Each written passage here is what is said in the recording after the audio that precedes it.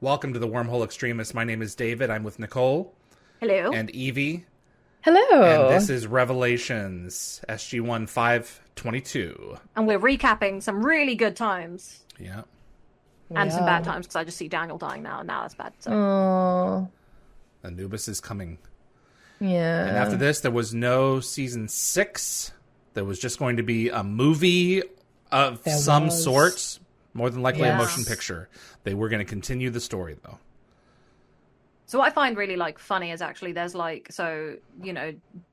Daniel and Jack are not very they're not great at the Mm, emotion sometimes, and I do feel yes. like Sam and Teal'c lean on each other so much, and they have like a moment here, and then they have like moments in like season 8 when Jack's frozen as well, Yes. and it's just I Yes. find it really funny and cute that they're always the ones and not Daniel or Jack for the leaning of the shoulder situations. I love that shot. Yeah, Yeah. it's very good CGI money. You can see the money So, in that. this guy here, I think his name is PJ Joel. So this is his only Stargate role, but he actually most recently appeared as another comms officer in Ahsoka. So I think there's kind of Oh, like Hmm. a bit of a correlation there, very similar roles. yeah. God, she's so Oh, she's sexy. you know what? She's goading Thor, or Mm-hmm. Gewalding Thor. Yeah. It's kind of like the Gewobbled equivalent of I double dare you, don't you Yeah. think? Double dog dare. I double dare you. The way she just the way that she baits him and then has this Yeah, happen, and she's so yeah, smug. I also love the yes, physical she acting they is. have to do where they have to be like, here's how you're gonna move for this scene when you're getting thrown around a little bit. Yes. Her outfit kind of reminds me of Sigourney Weaver's outfit from the Alien Oh, I was Resurrection thinking that. film Yeah. The with the movie that little we're with not gonna make Evie the watch. But ribs, yes. yeah, Yeah. yeah. Okay. from the Alien that's kind of modified I'll to send you show some the pickies. influence. Yeah, Okay. because she's a Go and watch hybrid the of a movie. human and a xenomorph. Right. Yeah. So, while Michael Shanks sort of lends his voice to Thor, Not sort of, this, definitely. He's back. He's back. this This is hilarious. this this sort of marks his last appearance in the main cast Mm. until season 7. So this is the only season finale where we don't see Daniel in person. Yep. Oh, Oh, good So point. yeah. so this is the last original episode to air on Showtime. So from season 6 onwards, the series found a new home on the Sci-Fi Channel. Mm. And I believe that this episode scored an Emmy nomination for Outstanding Special Visual Effects for a Series and a VES Award nomination for Best Character Animation. And it also took home a Gemini Award for the Best Visual Effects category. Say goodbye to the old credits from the movie. Yeah, I was gonna say, Yes, thank God. peace out. So boring to look Is at. this not a picture of James Spader from the movie? No, it's Daniel. Yeah, I always It's thought Daniel? it was. Yeah. Just his hair was so, Yeah, Yeah. they have the same image as playback in There Before the Grace of God when Daniel's in the Yes. alternate reality. Yes, It's they just do. it's You're a tighter right. shot of him. But yes. So, I think it would have been really easy for them to jump ahead a couple of months and like gloss over the immediate aftermath of Daniel's death. But I think it's like really admirable that they chose to continue the story like literally right after it happened. Oh, So yeah. this way we get to see how each of the characters is processing the loss. So I talked a little bit about the 5 stages of grief during the Meridian commentary. In this episode, we see more of that play out. I'm So glad I'm Jack, not the Sam, only and one Teal'c. who smells books, by the way. But continue. Yeah, Oh, ditto. no, I smell them too. So Sam, Jack, and Teal'c are all at like different points of their grieving Yep. journey, and I think it's Yeah. really fascinating to watch. Like Jack's case is probably a little bit different though, because his like conversation with You Daniel got in to see that Daniel go. surreal gate room kind of sets his experience apart from the others.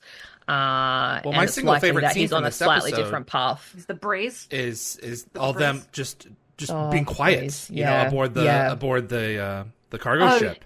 yeah. There's Except for no- Jack's like awkward cough. Well, except for his cough. Yes, they're all together but apart. Yeah. You know. Yep. Yep. So I think this is the first time as well that we've learnt that Hammond served in Vietnam, Mhm. which kind of adds another very interesting layer to his backstory. Yeah. Jack also has Vietnam medals. Mm.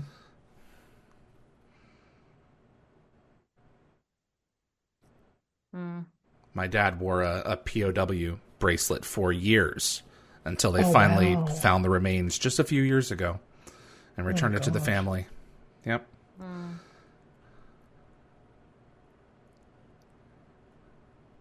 And you will learn to live with it as well.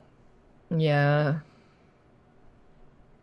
But that's a good analogy, Daniel's ascension and not knowing what happened to your friend shot down in war. Exactly, yeah. It's like a comfort, she knows where Daniel is and what happened, so. And I'd really love to know how Carter identifies Freyr before he's opened his mouth. That's what I was going to say. Because Vala later asks Daniel, how do you know who's who? And Daniel says, of course, the voice. The voice, exactly, because there's like a little joke about him. Isn't it Mitchell who's like, I thought they'd wear pants, Yes. So I think the last time we saw Freyr, Jack was insulting their mother. Yep. It's seamless. He's so seamless. Were we to do the show today, I don't think that they need to do a puppet, Yeah. Now that we've come this far. So I always think of season 5. Yeah, they finished on a high note. They had a little bit of money left over, and they handed it over to Vanden Bigler and a few other members of Image Engine to create these characters. And we talked about that in my interview with him a couple of months ago. I can't recommend that enough because he goes into detail on how they did this. Oh, wow. Yeah. It's not technically dead, Thor. I will say that, the season finale, big budget, it's the end of this season. We've talked before, I've complained massively about how much Stargate season finales really miff me off because they always fall a bit flat compared to other episodes in the season. Yes. And this is one that falls flatter, but because of Anubis and all the whoa, it's more exciting than a lot of others. I think my favorite one's been the season 4 finale so far. Yeah. So I think Freya's basically saying the Protected Planets Treaty isn't cancelled. We're just putting a pin in it. Yeah. It's great on paper, but if they have if they have better weaponry, what do you do? There's nothing you can do except upgrade your weaponry. And I think what he's saying here is that they have the power with the O'Neill class ships, but they can't afford to divert them. No, exactly. Replicators, Rama. So Jack is about to kind of, it's sort of like a play on Nick Marlowe's catchphrase, "Hey, it's what we do," from Wormhole Extreme. Yeah. And also, they need what I find something about to do. his reaction is that you need something to do. Get us out of this friggin' base. Yeah, exactly. They need just a standing around distraction. being sad. Yeah, we don't need Daniel for this one. We'll be okay. Yeah. Sam's not happy about it. But, no, obviously. Oh, now she's gonna. Oh boy. Yeah. Here we go. Don't know. Yeah. So, Joe Malozzi shed some light on Sam's emotions here. He pointed out that Sam wasn't really angry at Jack, but rather kind of concerned for him. So she struggled with wanting to help Jack cope with Daniel's absence while realizing that he kind of needed space to grieve on his own. Everyone grieves differently, and that's what I love about this scene right here. Jed Ted says, doesn't Tara Rothery voice for Asgard? Isn't it Freya? She does. No, she voices Heimdall. No, she voices Heimdall. Sorry, it is Heimdall. Yeah. Oh, no, of course it's not Freya. I'll go through that in a second because I've got some behind the scenes stuff. And she and Craig Vanden Bigler spent a lot of time together making this character work. Interesting choice to just cough there. Yeah, I know. Just a little. Just you never hear sneezes unless they're scripted in that one episode of Atlantis where it was necessary to the plot. So I love it. And just Daniel at the beginning. There. Yeah, with his hay fever. Yeah, exactly. Oh, this is what I mean. It's this. They have a similar thing in season 8 as well. This scene took several takes. They were crying and crying and crying, and they were like, "Guys, very powerful. We have to have one where you're not crying." And they finally got one out, but it took several takes to get through it. But you can actually see Christopher Judge has a tear right at the corner of his eye. He's been crying all day. It's like watching Unending again, where they were trying to do the end, and you just see them all bawling, and you're like, "We can see it." The way she called him out, it's crazy. I love it. Yeah, I love the way Teal'c's trying to be like, look, a good thing has happened here, Oof. Yeah,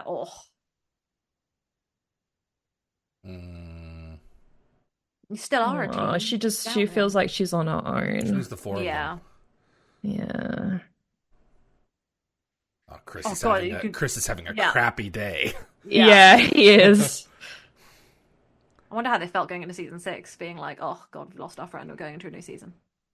It was different for them. Yeah.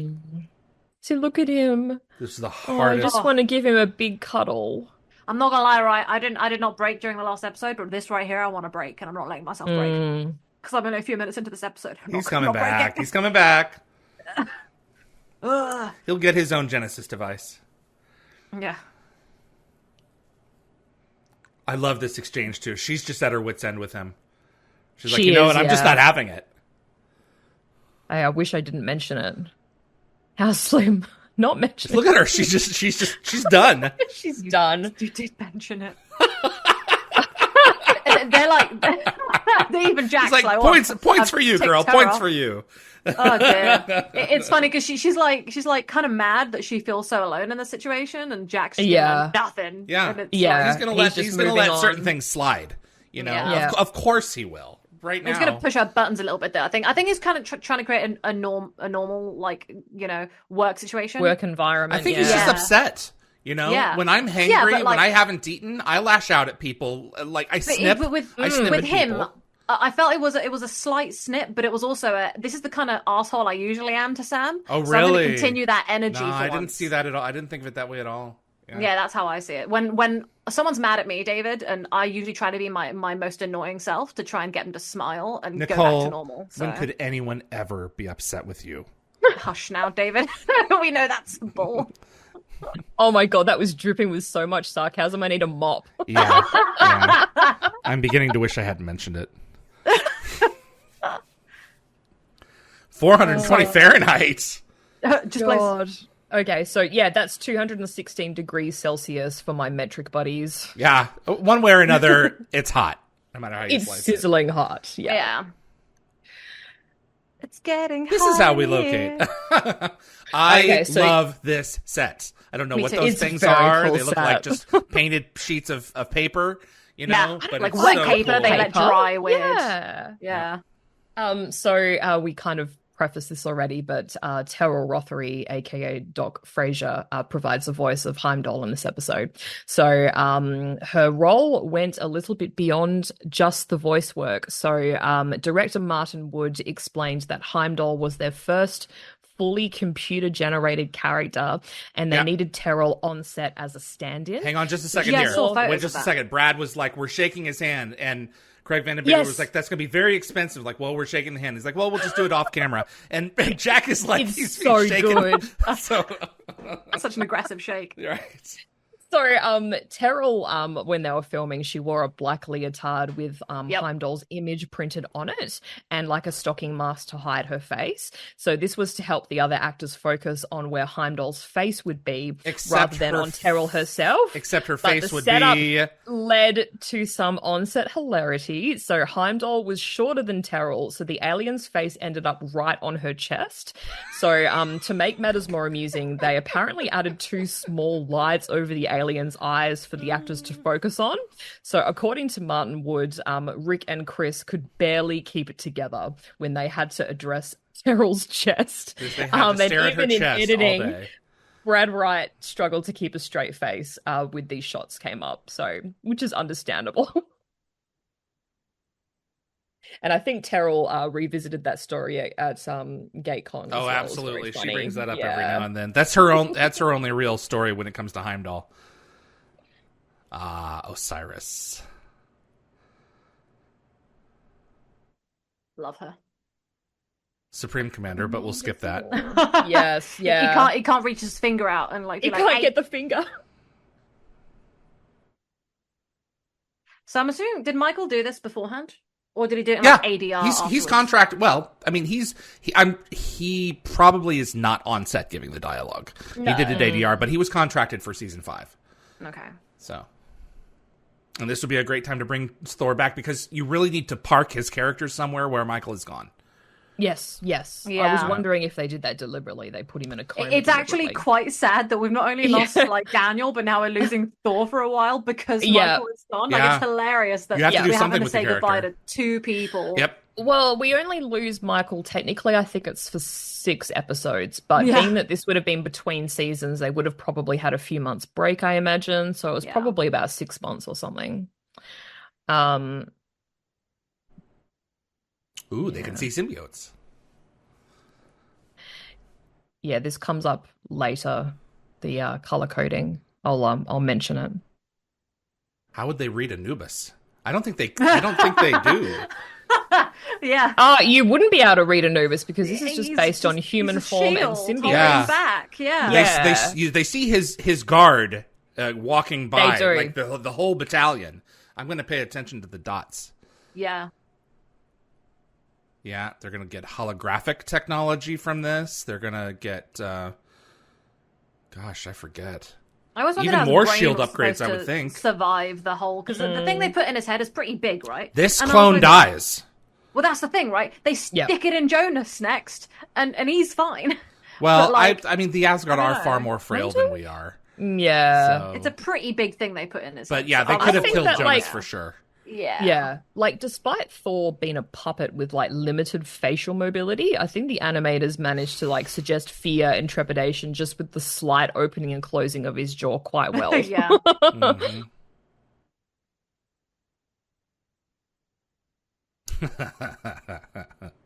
I love how they go back to Heimdall's base and RDA is just bent over. They emphasize behind, of course. Yes. They bring in the comedy in. Yep. Hey, what's up, pal? Who just don't know where to look. Yeah, how you doing? Well, obviously not well. Rick loved working with the puppet. He did, yeah. There's some very cheesy pictures of him, like, posing next to one of them. Holding his hand. You mentioned them winning, like, the different awards, like, was it the Gemini Award and stuff like that? Mm-hmm. All I can think about is that one behind-the-scenes video from season 8 of, like, RDA, Amanda, and Chris sitting there, and he's like, I want to thank you all for this award, and he's, like, being... yes, I have and seen he's slapping that. the award. Can you imagine if Rick didn't like the puppet? If he was irritated with dealing with this thing, no, that it wouldn't have worked. The same. You know? No. I'm glad he liked the puppet. Yeah. Oh, there's some Goulds walking by.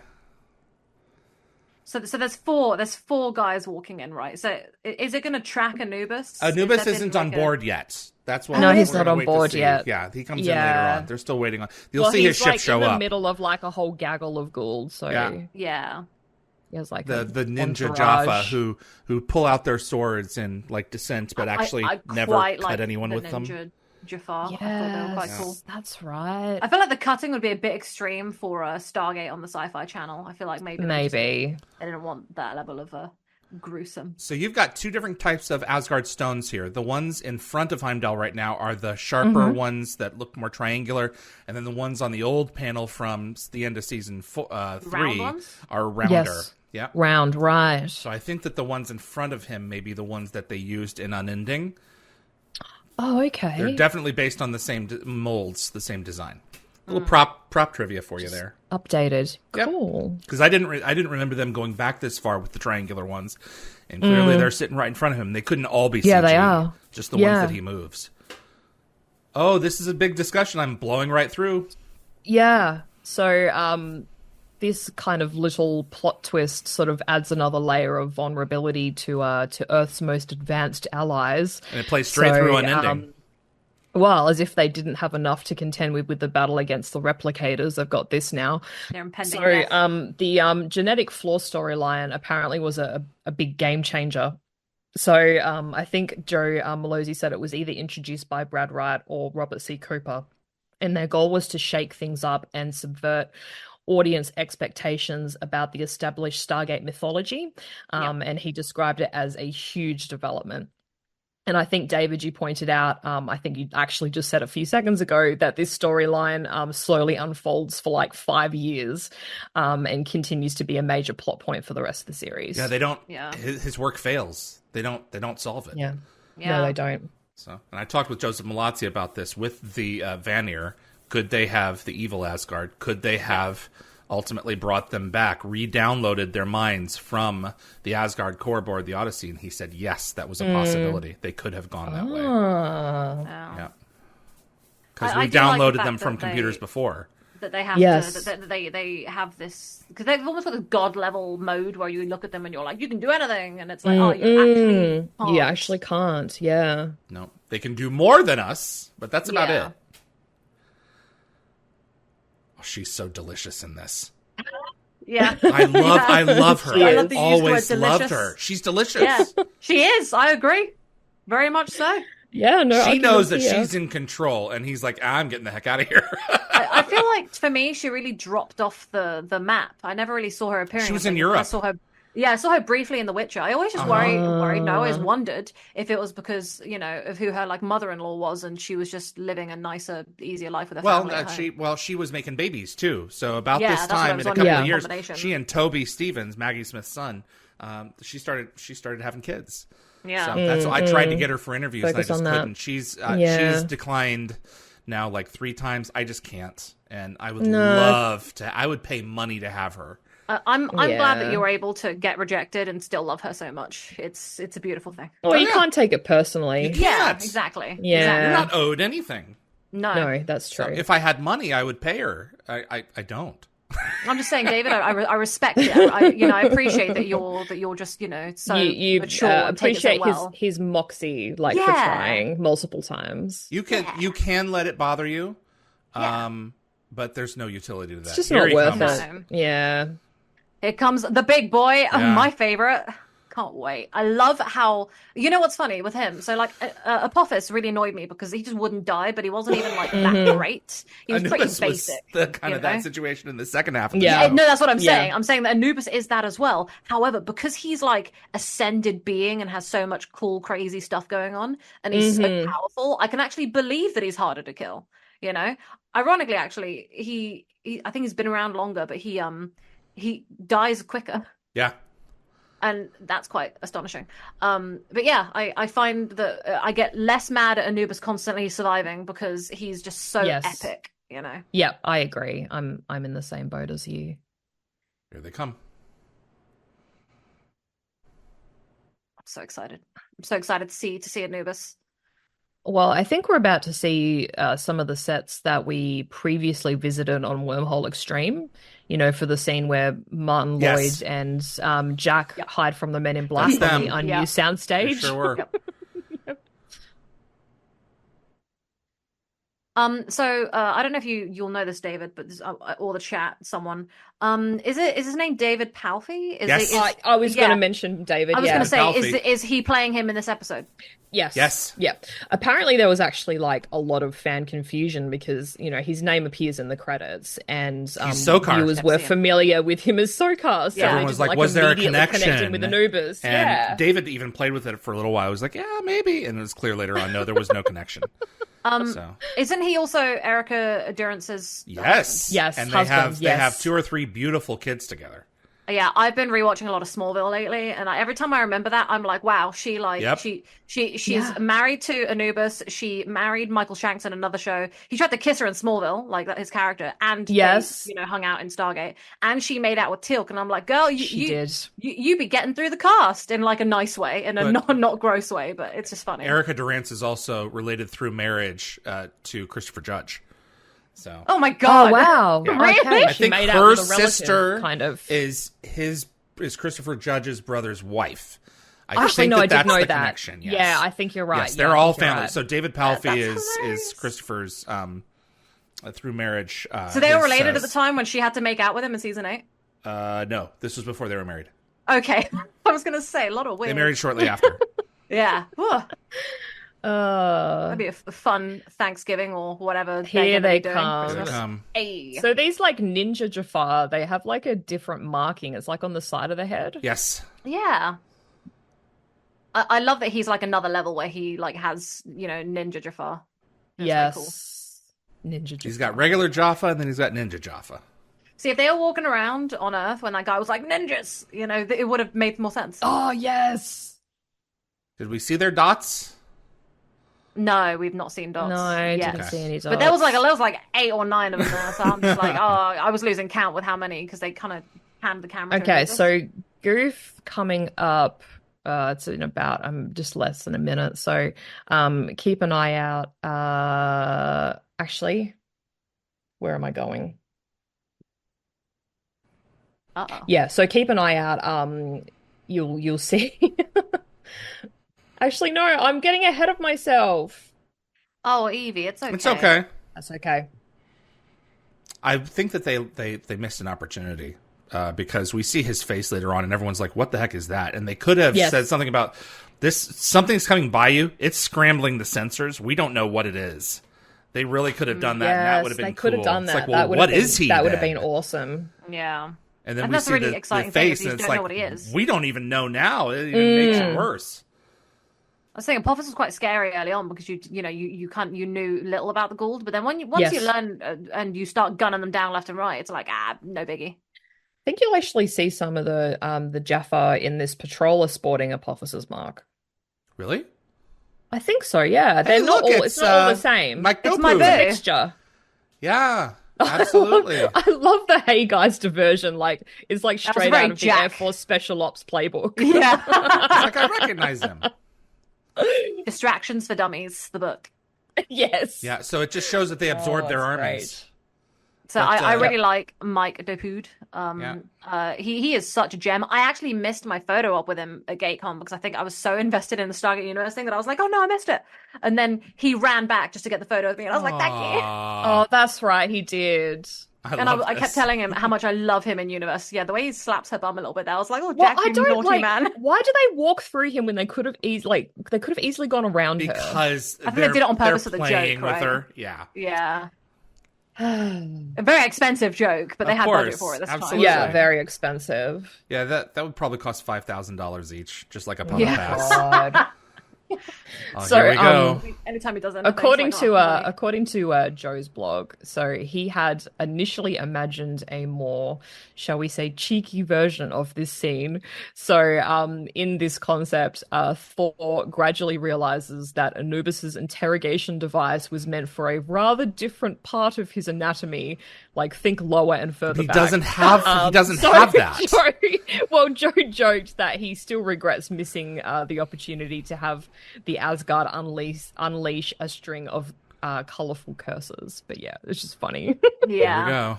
I love this because you're like, what the hell even is he? Like, doesn't have face. Like, well, I think Brad Wright was he was kind of inspired by the Emperor in Star Wars. Yep. Rainmaker was like told Palpatine, to present 10 different versions on the camera, and Bruce Woloshyn offered 11. The 11th was a smiley face. Oh, that would have been really creepy. Yellow smiley face, yeah.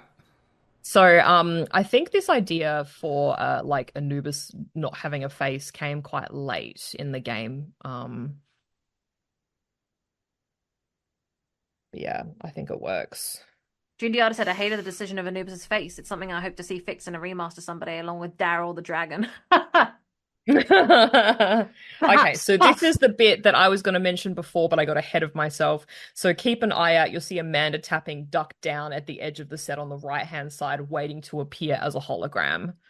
I feel like I've noticed this before. Yeah, I noticed it before, yeah. So flip. God, she's such a... Wow, yeah, Look how they look at one another. Yeah, they're like, I know. We did not sign up for trapped. this. Yeah, there's nothing they can do. That's exactly what they're thinking. Yeah. So you'll see. Well, what did you sign up for? There she is. Oh, Amanda. She's really trying to hide there. She is. I missed it. Like, really squished. She is really there. Really She's obvious. There. Oh, yeah? Maybe she should have hid closer to the camera so that when it went past her, it didn't see her as much. But because she was at the back corner, it kind of saw her more. Yes. Yep. So there's also a small continuity slip up coming up. So when Sam is looking at the display, it puts Jack's green dot nearest to the door of the cell that they're in. But the actual scene shows Tilk closest to the door with Jack lying further back. I see. Look at that. Okay. Yeah.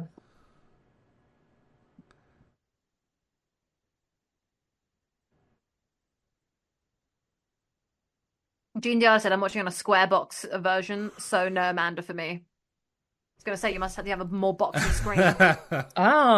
Nice. 4x3.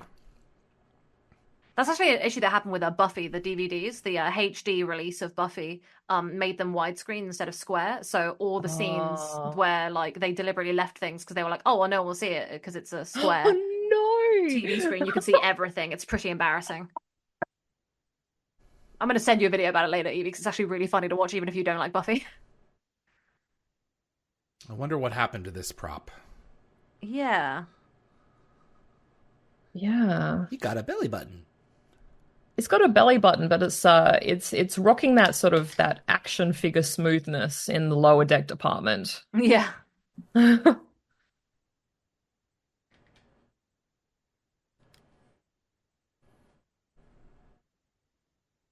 crazy if we found something like this, you know, just like floating around. Like, this is such a cool discovery. Like, I would love for this like real life stuff like this to happen. Yeah. Just an incredible part of your history being discovered. Well, it doesn't really become anything though, does it, in the end? No, doesn't really help them. It's just so cool to see. It is very cool. You know? Yep. Speaking I'm of the always dry waiting ice, for us to find something like crazy historically, because I feel like we've kind of found everything, but there's more somewhere, you know. I want there to be more for us to find. Yeah, that is very smooth, isn't it? Very wide hips. So they didn't like have genitals back then either. It's like that was like apparently, yeah. Before so it was too late. Yeah, it was still have like information. early into their early into their use transformation. Of yeah, which is probably why it was, you know, at the end of the day, couldn't help them. See, there's Teal'c at the front and Jack at the probably back. wasn't standing there forever. No. But I see, Jack probably wouldn't have moved, you know, further down. But yeah, good point. And the benches on the screen, I think, were straight, and these are curved. So hey, I keep hearing.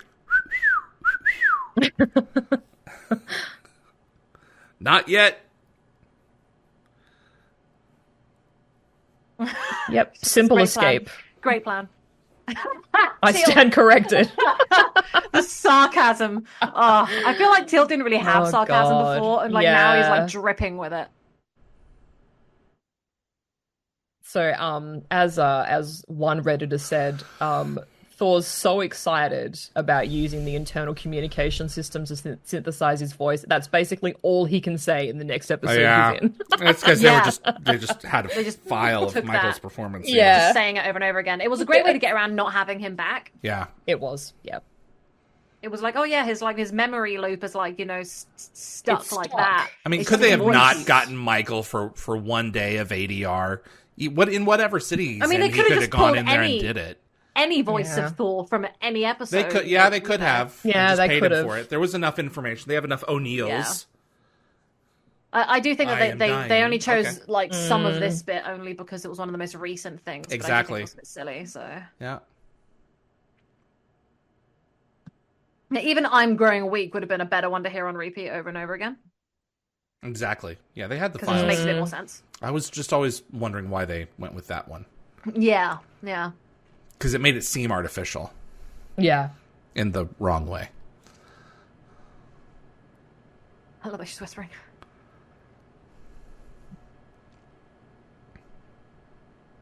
Sometimes I have conversations with people where, like, I don't even need to be whispering because, like, I'm on the phone with someone who's whispering, but I don't need to be. And I'm just like, I just start whispering just because I can.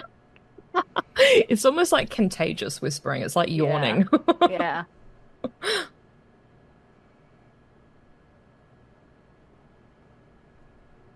Now I feel like whispering. Yeah, me too. Why? So I probably have good reason to whisper, seeing as it's like 5:45 in the morning and Adam's asleep. Yeah, don't want grumpy all of Adam. this in a whisper. No one likes Evie's now doing Wormhole Extremists ASMR. Yes. He refuses to die. Hey, look, my man continues to live. He's my guy. Don't you start pooping on him, Osiris. We're gonna beef. I love how much they just hate you, but you is just such a bro. Like, my guy, whenever I hear that he's being a stubborn old man, I'm like, yes, you continue. You dig your heels in. Yeah, dig him in.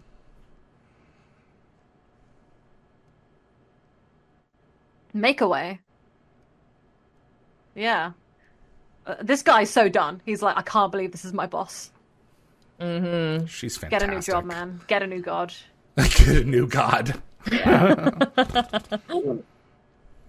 Jump religions, bro. Yes. I'm working on it. Well, you said you were jumping religions, and I was like, wait a second, no, talk about this. No, I'm watching what Carter is doing. Yeah. She's trying to get out of there.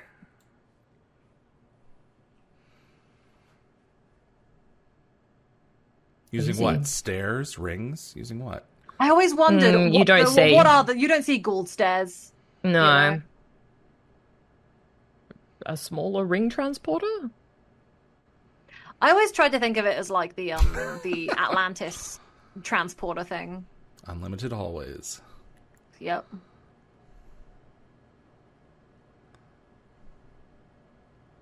She's just waiting there.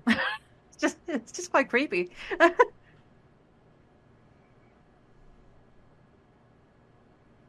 I like one of the kick back and relax. Yeah, I really love the moment where Sam gets shot and falls, and then Teal'c tries to grab her. Teal'c goes to it's even actually kind of cute. Corporeal. Yeah, it's just instinct. Yeah, like an automatic reaction. My guy. Just shoot them all. Yeah. But it takes them a while to get there, but that's what they do. Yeah, that was a cool shot. Yeah. Uh-oh. Osiris. I'm sorry, she's a snack. Oh yeah, 100%. Oh yeah, no argument. 100%. No argument there. Yeah, she has a presence for sure. I love the behind the scenes videos that Michael and her did together during the Summit and Last Stand. They were really funny. Yeah, my favorite color. I love watching those. Yeah. All right. Love your accent. That's good. Now we're ready to go. Now we have some weapons. Don't wake up. Yeah. Hush now. Go back to sleep. Go to sleep. I love the look on Osiris's face when she finds out. Yeah, with Daniel. Yes. It's like she can't believe it. And part of me is like, how much of that is Sarah? Oh, it's definitely all Sarah, I think.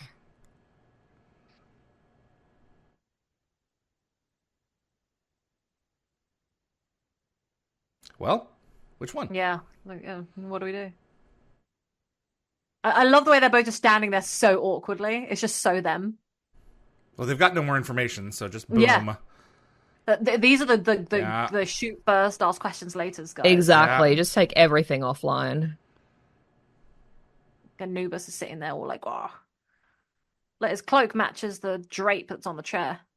Yes, it does. It was they've just reused that throne from another episode. I assume that's why they just draped a cloth over it. You lie. Nah, she don't. Yeah. Yeah.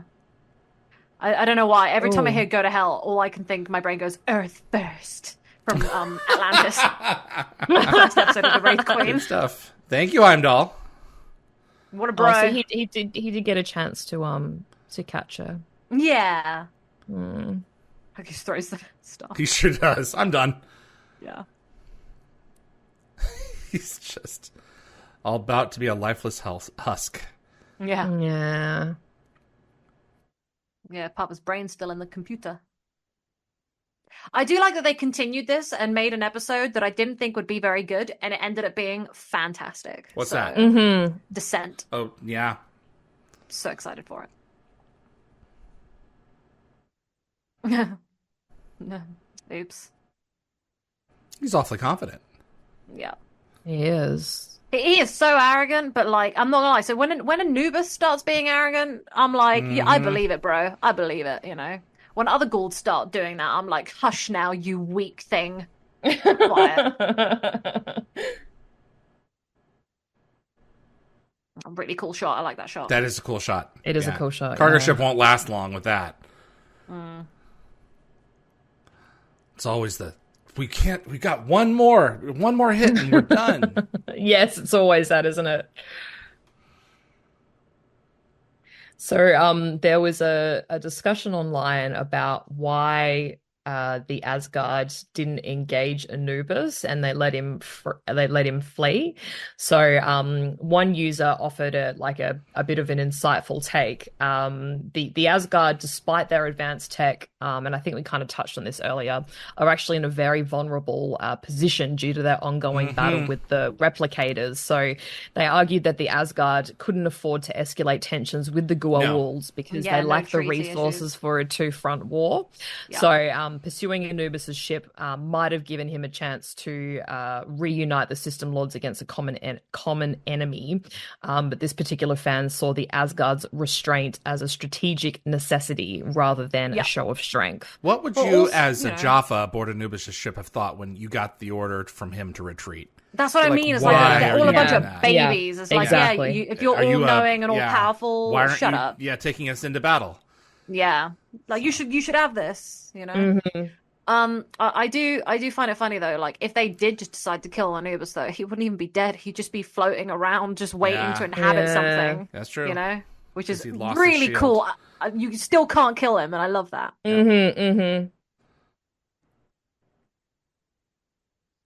The android, let's not call her that. Let's have some more respect, okay? You're still bitter. I'm still bitter. That's because his brain's still in the ship. I just think Descent is such a weird episode. Like how did they come up with that? Dude, so smart and just epic. Yeah. So we're putting all the chess pieces, updating the chess pieces on the table here. I love it. Yes, the Goa'uld don't know about this technology. It's like, because he's ascended, but no one knows that yet. That's correct. He's so cool. He's so mysterious. That's it. This episode, I mean, Full Circle really should have been called Revelations. So there's not much revealed in this. No, just a bit of like more Anubis. So you get to see him in person. That was an exact line that Jack used in The Enemy Within. Yes, it was. I don't know why they used it then. But no, I don't know either. Yeah. Well, I guess it was kind of almost like full circle because, the Stargate Command were just beginning to like grasp the Goa'uld threat at that stage. This right here. Well, I love that they decided to finally go get some food and have a moment together to calm down. Yeah. Well, the symbolic gust of wind, might sort of fly over viewers' heads, pun intended. But fans proved a lot sharper than I think the writers were initially expecting. Yeah. Major Wood and Siler. Yep. And watch the smile sort of here. Instantly understood its importance. Yeah, I did when I was a kid. I was like, "Oh, it's Daniel." I understood it as well, but I literally saw a question on Reddit only from 6 months ago asking what the gust of wind was. What? Seriously? Yeah, absolutely. Did they not watch, the episode? I guess if you didn't see Maternal Instinct, you may think that. Maybe. I don't know. This episode sort of broke SG1's tradition of ending seasons with cliffhangers. So instead it wrapped up like several plot points, offering like a sense of closure. And I think that was because, like you said, they thought it was going to be the end. That's why that 5, 6, 7, and 8 do not end on cliffhangers. And I think at the time, Brad Wright believed season 6 would be SG1's last, and they envisioned the season building towards a climax that would end in a feature film. Yep. So. Yeah. I mean, so I get mad at the season finales and everything, and this is one that, despite like no cliffhanger, no big like crazy hurrah, is one of my favorite ones because it's a more toned down and just like, hey, we got stuff's about to go ham down the line, and it's nice. Revelations. Thanks for joining us for season 5.